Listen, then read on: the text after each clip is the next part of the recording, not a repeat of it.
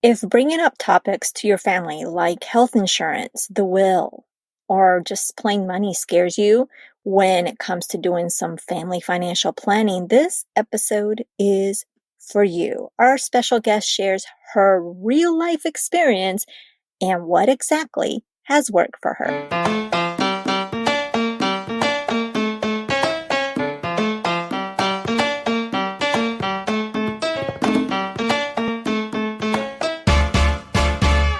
Yes, you are here. Bienvenida to the Her Dinero Matters podcast, a mixed language podcast hosted by me, Jen Hemphill, to help you become the reign of your money and love your dinero more.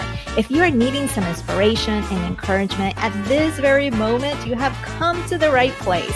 Gracias por compartir este tiempo conmigo. Now let's jump in to today's dose of money confidence.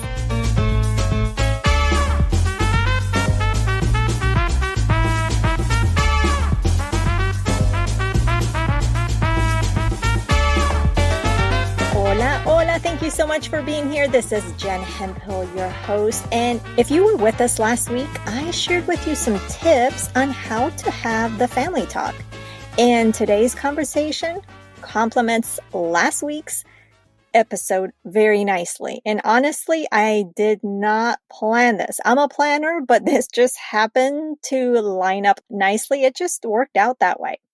What I love about this conversation that you are about to hear is that our guest isn't an expert on how to talk financial planning with your family. She's following her instincts. There is a lot of great nuggets in today's conversation, but be sure to pay close attention when she shares with us how empathy has played a significant role in making this financial planning conversation easier. Now, let me tell you a little bit about Lyanne Alfaro. She tells stories about what's next in the world of technology, business, and entrepreneurship. She's a New York City journalist turned multi-hyphenate, and she is especially passionate about exploring the Latino influence in the world of business. Let's go meet Lyanne.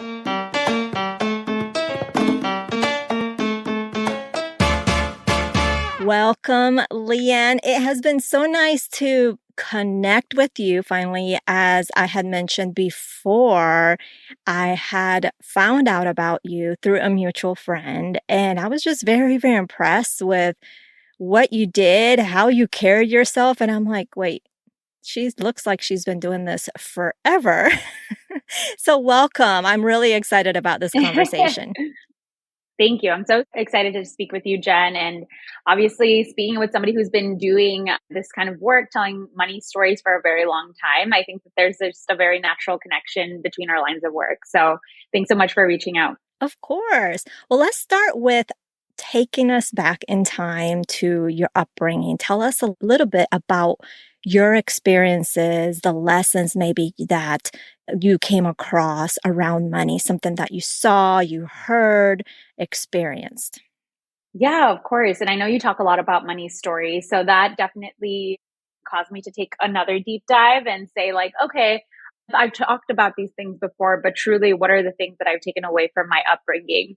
So I grew up on the northwest side of Chicago in a neighborhood called Hermosa. It's west of Humboldt Park neighborhood, which is known for the Pasea Boricua and just very known for its Puerto Rican community. I lived in a mostly Mexican community, mostly working class, lower income. My parents were immigrants from Mexico, from small towns around Guadalajara. And just in a very modest upbringing, I remember that my mom, who was a teacher in Mexico, came here and she was very much in a mindset where it's like, we need to conserve, we need to save, because she knew she didn't come prepared to fully take on the workforce and she needed to learn a new language. Meanwhile, my dad was more of the risk taker. He was very entrepreneurial in mindset. He would take risks. So even when he first moved to Chicago, he was working in the construction business. Even then, once he started learning skills, he's like, okay, how can I use these for while I'm not working for someone else? How can I get my own gigs, my own employment? So he was always thinking in that like Rubik's Cube mindset, like there has to be a solution, entrepreneurial mindset. Meanwhile, my mom was the person who would walk an extra mile or two to get the limones for 50 cents cheaper. So it was kind of a balance and like a tug and a pull. My dad being like, let's take risks, let's do entrepreneurship, let's dive into new things. And my mom being like, let's take a look at line by line our finances. We're a little in the red this month. And I remember growing up, there were a bit of tension between my parents because of this. But I think it was a healthy, now that I'm an adult, I see that it for the knowledge that they had, it was a healthy tension because when you don't have all of the roadmap and the blueprint for the way that the financial system works, having that like curiosity about how do we do things differently and having that also like, let's budget and be conservative about our money was a healthy balance between the two. And would you say that now as an adult, what has transferred more to you in terms of the influence from your parents, the riskiness from your dad and, the adventure, or more of let's go save this money, we'll go to this place and save X amount of money on this item? What do you think has transferred most to you? Yeah, it's interesting because I think I've done both during different stages of my life. Going to New York right after graduating from college with still student debt in my bank account and going for a minimum wage job because I really wanted to give in journalism an honest shot. And I was like, I need to do this in the number one city market. That was definitely risky. That could have gone so many ways, but I was very resourceful when I moved to New York, looking for the cheapest rent, willing to live in New Jersey in order to make it work, and then doing side gigs while I was there. So I very much took on my dad's, there's more than one solution. Like you don't have to have one income stream. But I think I definitely had my mom's conservativeness about the way that I spent because it was my situation that lent itself to me. Like I had to be flexible in order to make it work for the first few years in such an expensive city like New York. I love that. They both came to you at different times, probably like the right timing and Yeah, everything. yeah. I think that that was like good fundamentals. And then the next step has been like, okay, now let's learn about how we can make the money work, truly work for us using the system in place and using all the tools that they weren't aware about. Absolutely. And one of the things that you have shared with me is something that you're doing now that you're not in New York, you're back in Chicago, and something that you've been doing or have started to work on is financial planning with your family. So can you tell us a little about that and how did that start? Yeah, I mean, I think I always knew that at some point I needed to come in and check in on the fam and that we needed a plan together. And I think when I was in New York, occasionally I would help where needed, but I was lucky enough that I didn't have to support my parents while trying to make it in New York. So coming back to Chicago, I knew was always in the cards. And I think with the pandemic and seeing that things were a little bit unstable in the world, I was like, I think this is a good time to just like do some introspection, really figure out as somebody who, I mean, I do have like this mindset where I want to succeed for myself, but I also want to succeed for my family. And so I knew that that was a big value to me. And I was like, this is a great time to start having a little bit harder conversations that we'd brought up earlier and we'd bring up in spurts. Like every time I'd come to Chicago, like for example, with my dad, his track mind is like, Lyanne, we need to invest more in real estate. We have two properties here in Chicago, but he's like, we could be doing more. And I'm like, I agree. I think let's talk about what the plan for the current properties look like. We also are planning for properties in Mexico, for in our hometowns. And let's talk about like what that looks like in terms of roles and responsibilities and ownership. So those are the kind of conversations that we started having on one end. But the other end is like, oh, family, since I left, I started investing these last 7 years. And wouldn't it be cool if we got mom and dad to start investing too? And my brother. And it's funny because I look to my brother and he's much more riskier in his investments. And I think that there's a lot that I admire about the risk, the way that he goes straight into risk, but also I think a little bit of balancing that needs to be done there too. But I think that it's a nice gradient and like to get to know them and figure out what is my parents' risk tolerance when it comes to investing and how can we get them to start thinking about that in our long-term plan instead of avoiding the fact that I know that my parents will get into their elder age, talking about it and opening the room for discussion. But I realize that there's a lot of emotions tied to it. But I think once we've been able to, like, we're starting to get past the emotions so we can start talking about what will caretaking look like. I would love for my parents to know what their caretaking will look like because I will probably maybe making the financial contribution towards that. And also, where is our home that we get together for special moments and the holidays? Currently, for example, we have properties, but it's not homes. Like, we live in a flat and we rent out the other units. So we've still lived very conservatively. And now it's like, how do we start to plan for a future where we have a home to live together, to start to think about ways to thrive way into my parents' elder age and when I grow up even older as well. I want to applaud that you all are doing this because, having a conversation around money, a lot of people run away from, right? It's very Mhm. tough. Second, to have this conversation as a family, and I'm just not talking about your partner, I'm talking about parents, siblings, all that, and what you all are planning for the future. That's not very common, especially in our community. I think it's not as common. And I'm curious to know who initiated this conversation. I know you mentioned that your dad started talking to you about the properties that you all have. Was it you that initiated the conversation? Was it your dad? I'm just curious how this came about.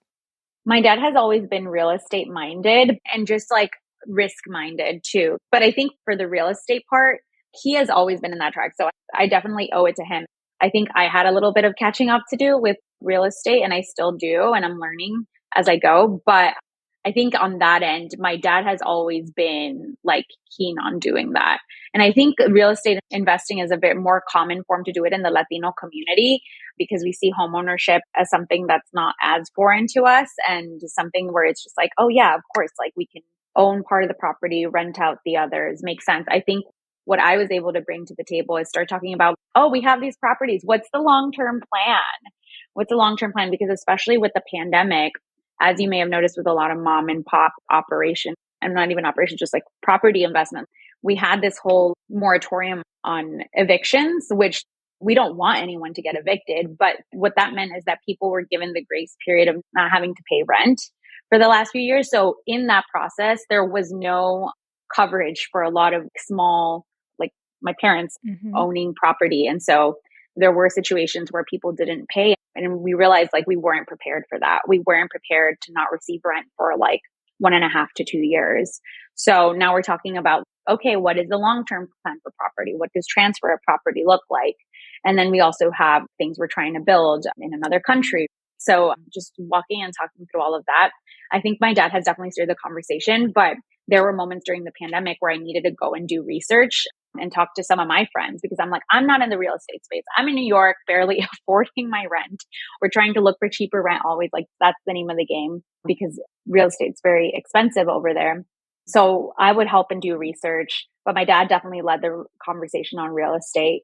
Meanwhile, I've been able to bring more conversations on like, okay, let's talk about long-term plans. Let's talk about health insurance. Believe it or not, health insurance has been a big touch point for us because I feel like my dad is always so focused on the future that sometimes it's just like we forgot about the present and taking care of Mm. ourselves. And I was like, we need to talk about health insurance and just taking care of them long term and investing. Her Dinero Matters is supported by First Republic Bank. Your hard work is paying off. That's why it's time to start working with a financial partner who will always have your back. At First Republic, you will have access to your own personal banker who knows you by name and is prepared to support your financial needs. Learn how personalized banking can make a difference for you and your family at firstrepublic.com. Member FDIC, Equal Housing Lender. And you mentioned at one point that some parts of the conversation were emotional. What are some of the topics that were a little tricky to maneuver around as a family? Would you care to share that? Yeah, I think it's still tricky. I don't think it ever will stop being tricky.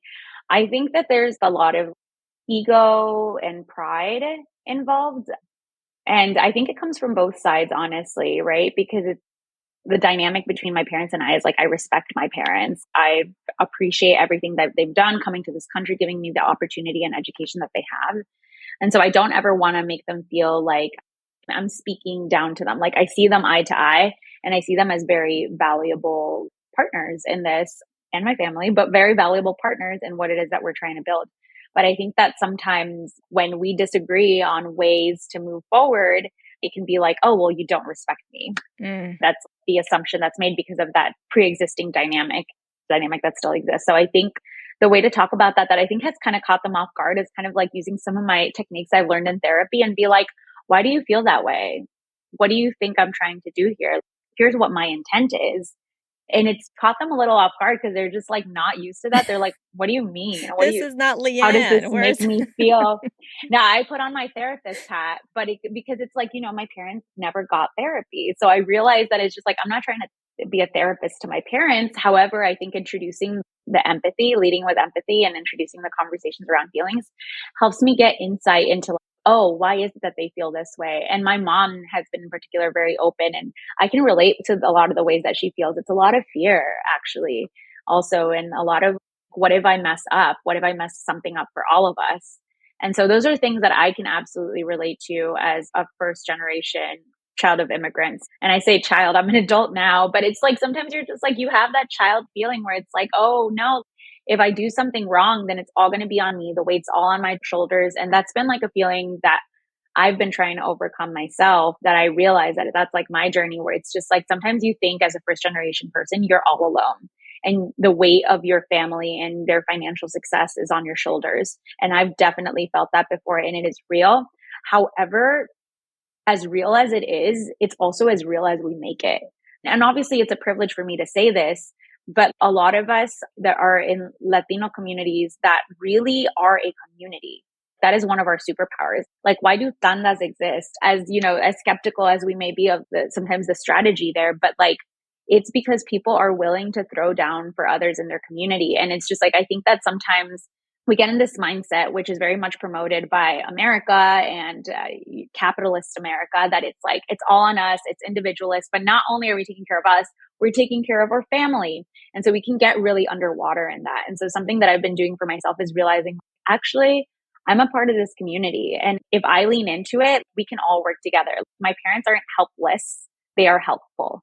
And I am helpful to them as well. So it's, I think, also just redefining the terms of my relationship with them financially and our terms of like our partnership has also helped. A lot of powerful nuggets there. For those listening, notice how Lyanne, you're first gen, right? And how she's also felt a weight on the shoulders. And that is just so common amongst first gen Latinos, Latinx, Latine. And I've noticed that, I've observed that, and I just want to just acknowledge you all that you aren't alone. And Lyanne, one of the things that you mentioned, you put your therapist hat, if you will. But therapy, there's definitely some skills that you can learn from therapy that you can apply to your daily life. Like some of those questions that you asked your parents, or how to ask those questions that are in a gentle in non-judgmental way, because it's all about how we communicate. So can you tell us, for someone that's listening right now, Lyanne, that they want to have this conversation with a family, and maybe they've tried having this financial conversation with their parents, siblings, and so forth, but it hasn't gone well. So maybe can you share with us a little bit of some questions that are more quote unquote gentle, or that will open up that conversation and not have it be so straining? I mean, it's going to be a little fearful at first, right? It's going to be a little skeptical and all that, but can you talk to us or take us through what has worked for you? Yeah, I think what has worked for me is not approaching my parents like we're going to have a business meeting. I think that it can make somebody put their gates up like immediately. If you show up with a stack of papers, and the thing is, I'm a very structured person. So this is very much in my persona to be like, I'm going to send a calendar invite. I'm going to show up with these notes and a portfolio of, they're your family. You can't approach business with them in the same way that you would with someone you don't know. And so leading with empathy means creating an environment that feels comfortable to them. So for example, when we're going to have financial conversations, I invite my parents over and I'm like, I'm cooking for you, like just like you did for me, or I'm ordering pizza, and having a primer where we just talk, just let them let their guard down, talk about your week, and then being like, hey, so how are you feeling about this conversation? Like, what's on your mind? Just letting them feel like they have the floor and you're not trying to impose your agenda on them is super powerful. And also it gives you a read on like where their head's at, like if they had a really rough week or something went wrong financially, like for my dad, sometimes gigs fall through. I'm like, oh, maybe I want to be softer in my approach, or maybe we postpone this talk. Maybe it doesn't need to happen today. So I think just knowing where they're at helps a lot. And then once we start, for example, laying out the paperwork, or we start talking about an issue, if we come into a roadblock where we disagree, where I'm just like, hey, dad, like we should start you on this, for example, investing account. And he's just like, what's it going to do for me? He's like, I'm almost at retirement age. It's not going to do much. I'm like, well, you'll learn how it works. And also I'm investing. So hopefully that money will help us down the road. And then like, I think sparking curiosity is probably the biggest point, rather than like telling him all the takeaways, and just be like, hey dad, this is how much I had when I started. This is how much I have now. This is my portfolio. This is what, and he's like, how did you do that? What goes into the sauce? And I think like not trying to figure it out all at once, because it's not a one-time sit down conversation, is like super healthy, because not only does it feel good, you feel like you've developed another layer of the relationship with your parents, but you're slowly nudging the ball. Like, for example, I'm thinking like, if I'm thinking of making a financial decision that might catch my parents off guard, or like, I just want to let them know, I let them know way ahead, because then they can be like, no way. No way. Like it happens. I think my biggest financial decision to this point has been, it's what I talk about the most, has been going to New York, right? But just letting them know ahead. And now I have this track record of like, I'm going to do this. I'm going to do this. And I keep repeating it. And, even if they don't like the idea, I think we can get a little bit closer to, a little bit of sparking curiosity. Why did you do that? Why are you investing in crypto? Why? Versus just ending at the conversation at like, we agree to disagree. I think that that's probably one of the most beneficial things. Even if we disagree, what's there? Like there's been decisions that my dad has made that I disagreed with, where he buys things, probably a little bit of an overshare, but buys things for homes that he's going to remodel in the future that he doesn't currently own. We have a jacuzzi sitting in our backyard for no home that we own. And I'm like, Dad, what is this jacuzzi? Like, we're in Chicago. We are in the dead of winter for probably 6 months a year. What's going on here? And he's like, we're going to have it. And so that is my dad's way of manifesting. Like he buys things, and sometimes we need to temper that. Sometimes I'm just like, Dad, the math ain't mathing. Like, why do we have all this stuff that we're buying and hoarding for all these houses? Oh I think that sometimes you realize like how their head works around money, and that's charming in its own way. He's just like, he really believes he's going to do this. And the way to set the goal for himself is, he's going to buy the thing. I'll worry about the house later. I'm going to buy the thing and make sure I have them for when I have the house. And that's his way of doing it. Este episodio de Her Dinero Matters es traído a ustedes por McDonald's. Todos tenemos un McDonald's en nuestro barrio especial para nosotros. ¿Cuál es el tuyo? En mi casa tenemos muchos recuerdos de McDonald's con mis hijos, desde los Happy Meals y las fiestas de cumpleaños. Mis hijos ya son grandes y para mí, últimamente, se trata de pasar por el drive-thru, especialmente cuando estamos deprisa. No sé qué opinas tú, pero lo más importante para mí es recibir el pedido de la comida, que sea correcto y seguir con mi vida. No creo que exijo mucho.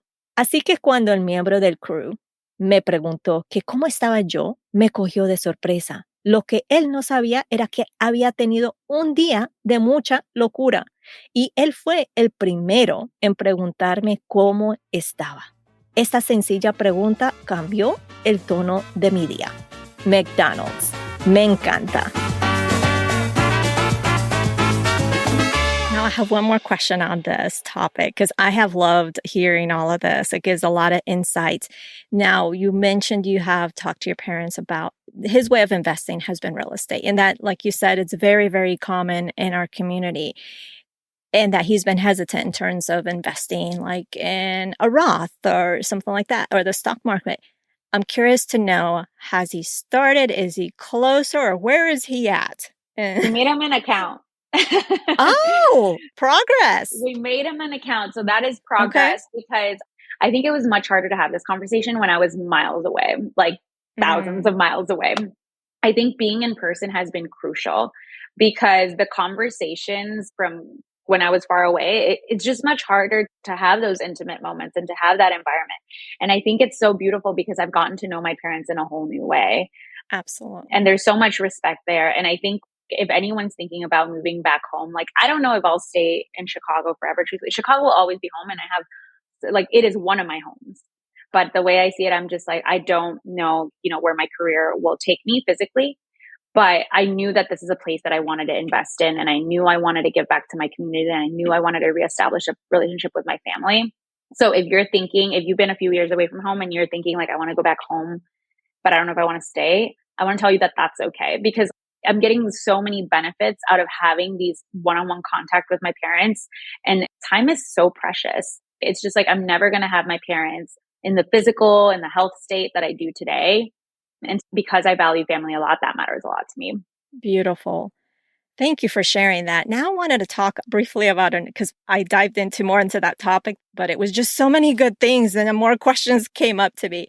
Now I'm curious in terms of your profession. So your career has been in journalism. You have followed the evolution in our community in media. And I know we discussed offline how much in the past several years we have seen online people in our community talking about money, helping our community, whether bloggers, podcasters, influencers, just helping our community become more financially literate. So, if you look back upon the media that you covered in the past that's maybe related to money, do you think that this has been an influence, or what do you think caused this shift? Is it because the millennials were like, we're taking charge now? What do you think really propelled this? Because it felt like from one day to another, it just boom. All these people I'm like, what happened? Where have you been? The Latinos that are talking money weren't talking money when I started. I'm like, where have you all been? So I'm curious to know your thoughts. Yeah, I mean, when I started reporting for national mass media about money in 2015, it was very hard to pitch stories about Latinos and money. And I did pitch a lot. And I think the reason that I wanted to pitch these stories is because I didn't see them represented in mass media. I felt like we had a lot of white men that we would report on rotation and then start from the top again. And so I was just like, we need more representation because I look in my community, like where I'm from in Chicago, and I turn left and right and I see so many small business owners. Chicago is the home of one of the biggest corridors, small owned Latinx, specifically Mexican business in La Villita. The other one would be Bergen Line in New Jersey, which I also had the pleasure of living in. So I knew that there was this business creation. I didn't see it represented. And I think a big missing link was the data. We didn't have the data with which to talk about our GDP, our purchasing power, how many businesses we create, the fact that we're resilient, that we're resourceful. We hadn't had those studies funded in order to do that research. And in regards to like what the cultural shift is that caused that, I don't know that it's necessarily millennials, but I wonder, because I don't know, that if it has to do with the fact that the environment that we grew up in. We grew up in an era where it was just like really tough. And honestly, for Gen Z, I'm not sure I can say much different, but for millennials, it was really tough. There were people that graduated into a job market during recession. There was like 9/11, which caused a ripple effect across the economy. It is very known at this point that there were several banks that had to pay hundreds of millions of dollars to settle lawsuits for discrimination against Black and Brown communities. And so I think it was just like a difficult time and a time where we really had to question our role in the economy and the context and like our institutions working for us or against us. And the studies had happened before the pandemic. I remember Stanford Latino Entrepreneurship Institute, like Latino Donor Collaborative, like they started reporting on like business progression and GDP ahead of then. But the pandemic was really like a breaking point where it was just, okay, now we're seeing everything come apart at the seams with the most amount of intensity. And I think that Gen Z will actually be affected by this a lot, because I'm talking about how millennials grew up and how that was unstable. The pandemic was wild. I mean, we had Black women and then Latino women leaving the workforce at the highest rates, not by choice. We had a lot of caretaker issues, and realizing that we don't have everything in our infrastructure to really support caretakers and women who are mothers. We also had businesses that couldn't get access to bank loans or PPP when they first came out.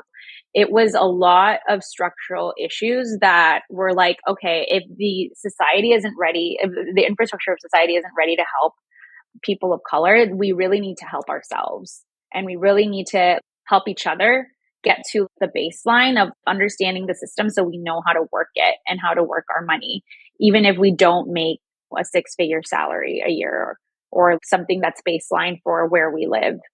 So I think that it's been a series of circumstances and events that have really made us more aware and woken us up to the fact that we need to have our backs and have each other's backs, because the way that the structure works in society, it has not always had our back.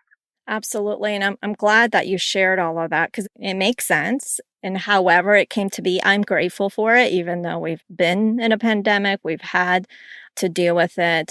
But I know that I'm just grateful just seeing more Latinos represented in terms of just talking about money, because all we need is just that kick or that permission to speak, if you will. And I don't know if permission is the correct word, because you shouldn't need permission. You should just feel free to speak, right? But I think seeing more Latinos talk about money allows other Latinos, oh, it's okay, right? It gives you that level of comfort to speak freely about money.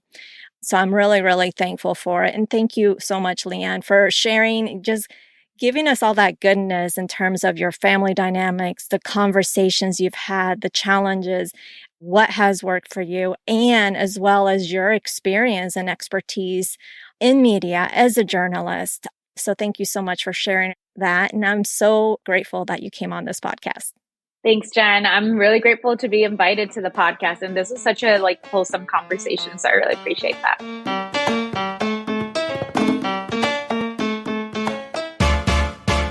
That was such a great conversation with Lyanne. Don't you agree? I mentioned at the beginning that she listened to her instincts as to how to approach financial planning conversation with her parents. I love that because if you've been with me for a while, you've most likely have heard me say on this podcast to trust your gut. You know what is best for you and your household. She was also in tune with what they said, what her parents said, and their reactions. And that is just really, really important in making this conversation so much easier and not so nerve-wracking. You can connect with Lyanne at her Instagram account, which is at Moneda Moves, and I will be sure to link that up in the show notes. Now, I encourage you that if you haven't listened to last week's episode, which is episode 328, that you do so, because it is a great complement, as I mentioned, to this one. Last week's episode gives you some how-to, some tips, and today's conversation with Lyanne gives you some insight as to what she did and what worked. So it's last week's episode is more of the tips, and this week's episode is more of a real life example. From both episodes, take what serves you. Again, trust your instincts. You know what's best and just leave the rest. Maybe at a later time in life, you'll listen to the episodes again and implement something else that maybe will serve you at that moment, at that time in your life. But for now, trust your instincts. You don't have to do all the things. Just trust what serves you and leave the rest. Now, if having a financial planning conversation with your family still kind of scares you, it's okay. Maybe you listened to these past two episodes and you are inspired, but it's okay to still be scared. If this is you, grab my daily dinero ritual, which will teach you what actions you need to take to make sure your money confidence goes from a 0 to a 10, and it is free. You can grab it at jenhemphill.com/ritual. That is jenhemphill.com ritual. And if you are driving, you can always find the link in today's show notes. Next week, we will be talking to Cindy Zuniga Sanchez. You may know her on Instagram as Zero Based Budget. We will be discussing overcoming debt and achieving financial freedom. Don't miss that one. Bueno, pues that is everything. Thank you so much for taking time out of your busy schedule to tune into the show. You can check out the show notes over at jenhemphill.com/329. Remember that being the reina of your money starts now simply by claiming it. I believe in you, and so should you. Nos hablaremos el próximo jueves. Chao.